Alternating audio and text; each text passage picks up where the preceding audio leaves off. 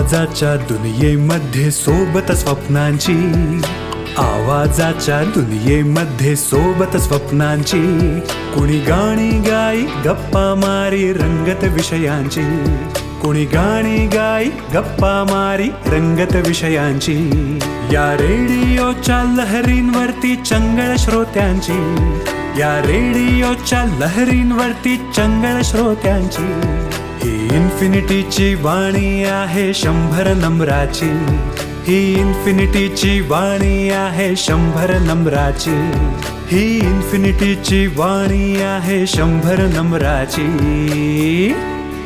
Pimpri Chinchwad education trust संचालित infinity community radio 90.4 FM, reflecting you. Ramkrishna Hari Mauli. Infinity community रेडिओवर सुरू असलेल्या या वारीमध्ये आजच्या प्रवासात तुम्हा सगळ्यांचं मनापासून स्वागत करतेय मी माधुरी. ज्ञानेश्वरीतील योगचिंतन वारीच्या निमित्ताने आपण ऐकतो आहोत, जी आपल्याला समजावून सांगितलेली आहेत हरिभक्त परायण किसन महाराज चौधरी यांनी. वारी जशी जशी पुढे सरकते आहे तसा तसा आपल्याही मनामधला उत्साह वाढतो आहे. ठिकठिकाणी आपल्यामधले अनेक समाज बांधव या वारीमध्ये चालणाऱ्या वारकऱ्यांची सेवा करण्यामध्ये मग्न आहेत.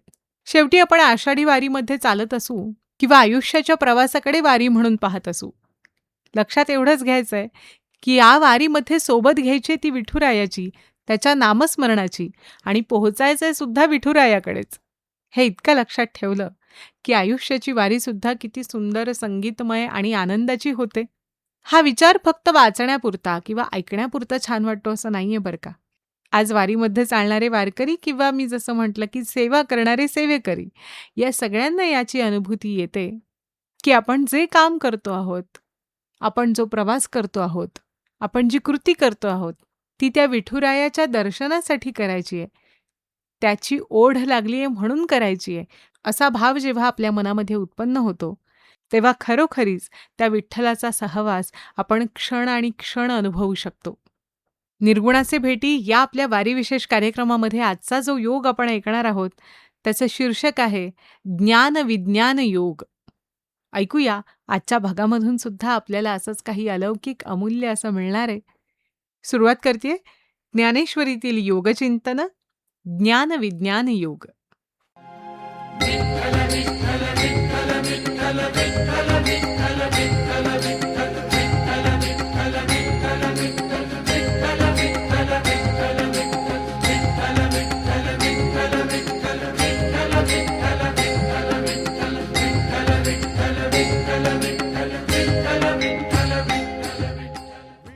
गीतेच्या 7व्या अध्यायामध्ये माऊली भगवंत अर्जुनाला ज्ञान विज्ञान योग सांगतात. 6वा अध्याय आत्मसंयम किंवा अभ्यास योग म्हणून सांगितलेला आहे आणि आजचा ऐकणार आहोत तो ज्ञान विज्ञान योग. संत ज्ञानदेव हे स्वतः नाथपंथी आहेत. त्यामुळे त्यांनी अष्टांग योगाचं, कुंडलिनीचं बारकाईने वर्णन केलेलं आहे. आणि शेवटी योगी हा देवांचाही देव असतो असंही त्यांनी सांगितलंय. तो योग्याचं ध्यान करतो, भक्तांची चाकरी करतो. एकदा अर्जुनाला भगवंतांनी सांगितलंय की मी भीष्माचार्यांचं ध्यान करत आहे आणि म्हणून अर्जुना मी तुला सांगतोय की तू सुद्धा योगी हो, पण त्यासाठी ज्ञान म्हणजे काय हे तुला जाणून घेतलं पाहिजे आणि ते आज मी तुला सांगणार आहे. प्रपंच म्हणजे काय, स्वरूप ज्ञान म्हणजे काय हे मी तुला सांगणार आहे. अर्जुना, जेव्हा ज्ञान होतं तेव्हा जाणीव संपलेली असते. तर्क आणि विचार ही प्रपंच ज्ञानाची साधनं आहेत बरं का. आत्मज्ञानासाठी ती उपयोगी पडत नाही. हे असं प्रपंच ज्ञान कित्येकांना असतं, पण हजारात एखादाच असतो जो खरा ज्ञानी असतो, ज्याच्याकडे आत्मज्ञानासाठीची शक्ती असते, विचार असतो. पुढे भगवंताने अर्जुनाला भक्तांचे प्रकार सांगितलेत. आर्त, मुमुक्षी, अर्थार्थी आणि ज्ञानी असे 4 प्रकारचे भक्त असतात बघ.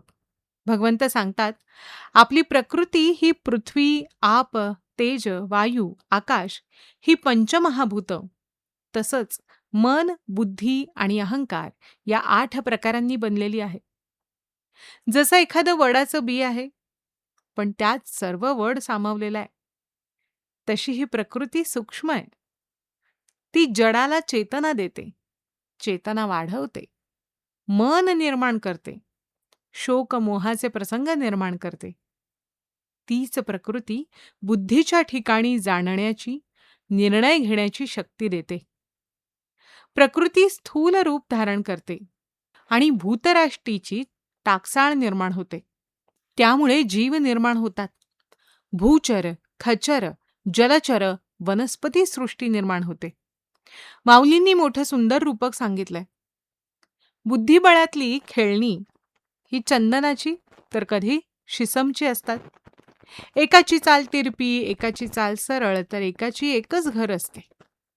पण एक दिवस ही प्रकृती सर्व काही आटवून टाकते. एकंदरीत नाम आणि रूप याचा विस्तार ही प्रकृतीच करते. प्रकृती हे माझं प्रतिबिंब आहे. आदी आणि अंत मीच आहे. प्रकृतीला स्वतःचं अस्तित्व नाही, त्याला माया असं म्हणतात. उत्पत्ती, स्थिती आणि लय या माझ्या अवस्था आहेत. इंग्रजीमध्ये देव म्हणजे गॉड हा शब्द आहे, आपल्याला माहिती आहे. या गॉडमधल्या प्रत्येक अक्षराला हाच अर्थ आहे असं वाटतं. जी म्हणजे जनरेट म्हणजे निर्माण करणारा, उत्पत्ती. ओ म्हणजे ऑपरेट म्हणजे चालवणे म्हणजे स्थिती. आणि डी म्हणजे डिस्ट्रॉय म्हणजे नाश करणे, लय. माऊली सांगतात, सुवर्णाचे मणी केले ते सोनियाचे सुती ओविले, तैसे म्या जग धरिले सबाह्य अंतरी. हे सगळं जग माझं प्रतिबिंब आहे. रंग, रूप, आकार वेगळे असले तरी किंमत एकच आहे. पाण्याचं पातळपण, वाऱ्याचा स्पर्श, चंद्र सूर्याचा प्रकाश माझंच रूप आहे. आकाशामध्ये मी शब्द आहे, वेदामध्ये मी ओंकार आहे. माणसाच्या ठिकाणी माणूस पण अहंभाव मी आहे. पण अर्जुना, मायेमुळे तुला हे ओळखता येत नाही. तुम्हा सर्वांठिकाणी ममता, अहंभाव आणि विषयांधता आहे. आणि त्यामुळे तुम्ही मला माझ्यापासून भिन्न समजता. काम, क्रोध, लोभ, माया, मत्सर या षड्रिपूंमुळे माझ्यापासून तुम्ही दुरावलेले आहात. विद्या, कुल, धन यांचा तुम्हाला अहंकार आहे.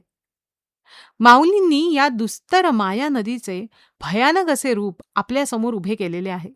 या माया नदीमध्ये आपण गटांगळ्या खात पुन्हा पुन्हा जन्ममृत्यूच्या फेऱ्यात अडकतो. यातून तेच तरुण जातात जे माझी भक्ती करतात, असं भगवंताने सांगितलंय.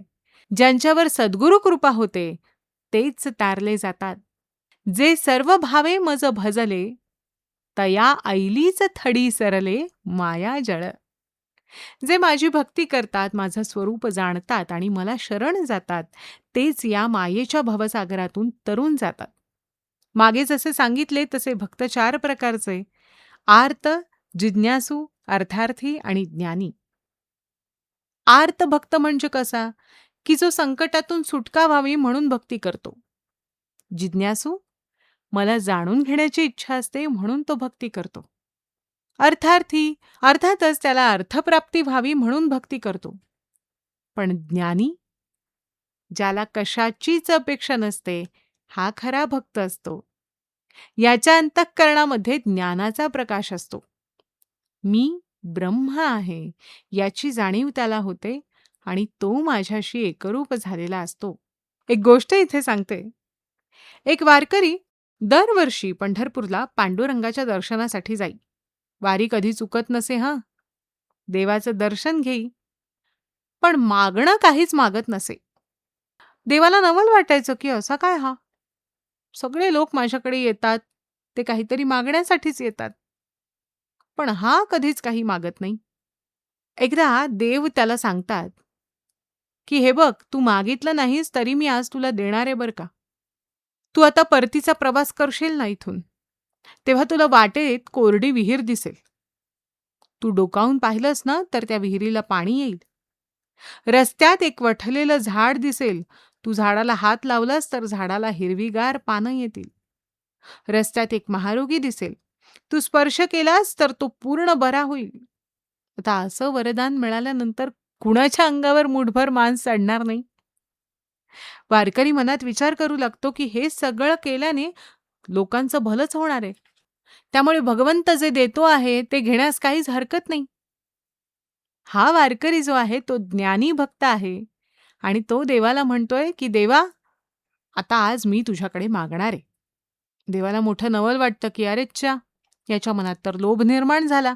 आता आणखीन काय मागतो?" देव म्हणाला, "माग." तेव्हा वारकरी म्हणालाय, की "पांडुरंगा, मी हे सर्व करीन आणि हे सत्य होईलही.